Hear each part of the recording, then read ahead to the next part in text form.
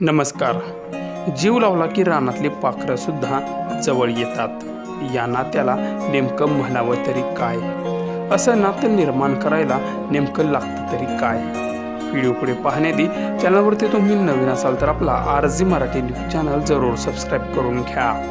आजकाल घरामध्ये आपणाला माणसांपेक्षा पशुपक्षीच मोठ्या प्रमाणात आढळून येतात. त्यावरूनच लोकांचे प्राण्यांवर पक्ष्यांवर किती प्रेम आहे हे आढळून येते. परंतु हे प्रेम कितीपत योग्य आहे? कारण त्या पशुपक्ष्यांना आपण एका खोलीत डांबून ठेवतो आणि त्यांचं आयुष्य आपण मर्यादित करतो. हे असं करणं साफ चुकीचं आहे.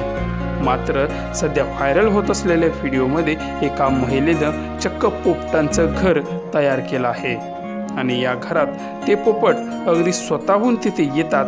अगदी नित्यनेमाने आणि त्या सततच्या येण्याने पोपट आणि महिलेमध्ये एक अतूट असं नातं निर्माण झालं आहे. ते कसं पुढे व्हिडिओमध्ये तुम्ही बघाच.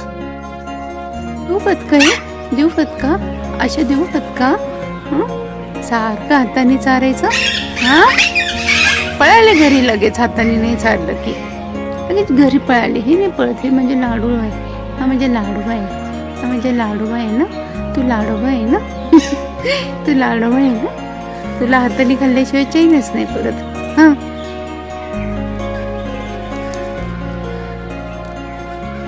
आता परत सगळे येतील. हाताने चाललं की लगेच सगळे परत. देऊ फटका एक एक सगळ्यांना देऊ. प्लेट मध्ये खायला नको, फिडर मध्ये खायला नको. हात दिसला माझा की लगेच काय हातावर एवढं प्रेम आहे? हो का? दर